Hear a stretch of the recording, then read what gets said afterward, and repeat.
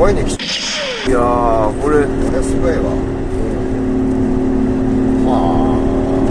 一応新たに CVT 搭載の新型エブリィ。その最大の進化はアクロ走破性にあった。まずはこちらをご覧ください。旧型、しかも 2WD。私の2型ジョイン 5AGS。FR での凍結路走行シーンをどうぞ。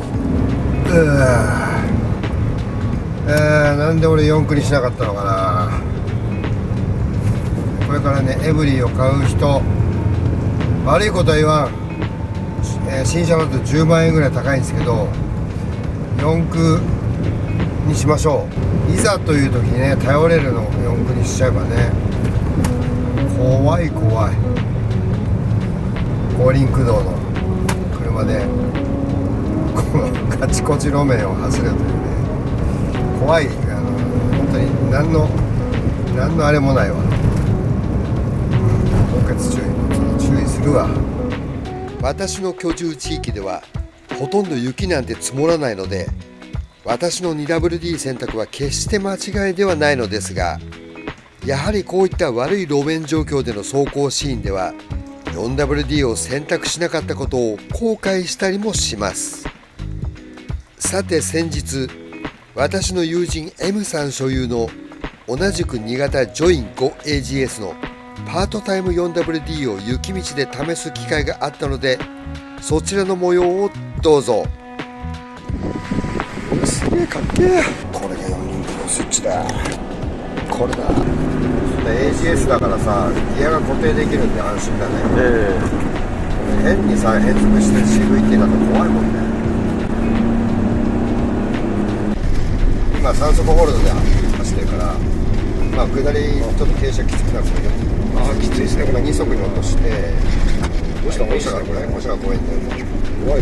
あれ布チェーンだったら珍しく。怖いですよ、この人がね。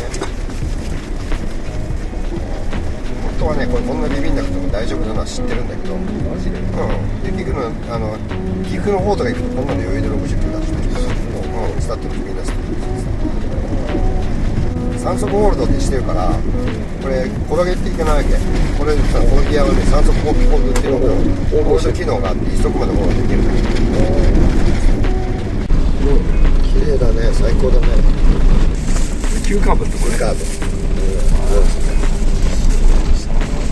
でもこれさ、エンブレが4輪にかかってるから、2速で今2速なんだけど、これそう2速にホールドしてて、でエンジンブレーキが4輪にしっかりかかってるんで、めちゃくちゃ安定してるんですよ。めちゃくちゃこう食ってるわけですよ。前乗ってたのがあの車でさ、そうなんだ。あれで散々雪道走ったけど、あれより全然いいわ。安定感が違いますよ。スタックだね。怖いね。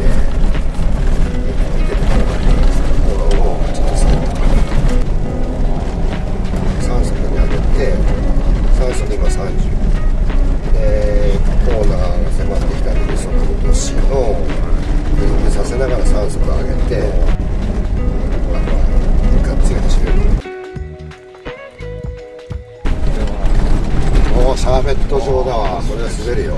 4駆で2速に落としてるから、フロントがエンジンブレーキかけてるんで、フロントもリアもいたずらに速度がどんどん上がることがないから、アクセル踏んでんもん。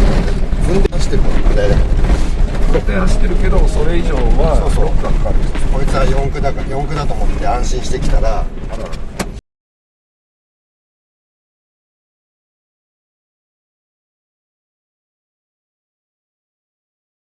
さて今回のエブリィ CVT モデルはぬかるみ脱出アシストといういわゆるブレーキ LSD が装備された高性能仕様。これもう軽バンの皮をかぶったジムニーと言えるほどの最強仕様じゃないですか。さてここで新旧の 4WD、2WD システム簡単におさらいしてみましょう。まずは 2WD。冒頭シーンで私が凍結路走っていた仕様です。ぬかるみ脱出アシストいわゆるブレーキ LSD は装備されていないので、アクロでは横滑りしやすい仕様と言えるでしょう。そして、ジョイン旧型のパートタイム 4WD。こちらは前後が完全に独立。乾燥路面で使用すると、タイトコーナーブレーキング現象が発生し使いにくいため、通常は 2WD モードで走行します。ちなみにこちらはダイハツアトレイ 4WD のオートモード状態。前後のトルク配分が変動します。そして最後に CVT 搭載の新型エブリー。ブレーキ LSD 効果によって軽バン最強のアクロ走破性を手に入れました。しかし私はここで問いたい。舗装路しか走らない一般的な人にそこまでの高性能が本当に必要なのでしょうか。私の結論です。皆各々が自分の使用状況に合わせてそれに見合った仕様を選択すればそれで良い。それで十分。最後にマイナーチェンジ以前のモデルを含めて私の考えるアクロ走破性ランキングを、そして今回の新型エブリィ4区2区選択問題の新たな解決策を動画の最後に提案させていただきます。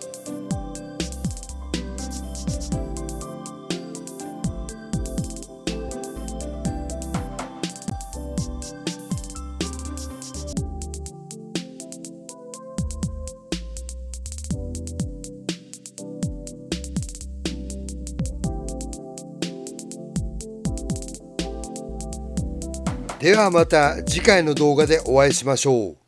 ジーク鈴木。今回の動画のお味はいかがだったでしょうか。司令官コンスコンがお送りしました。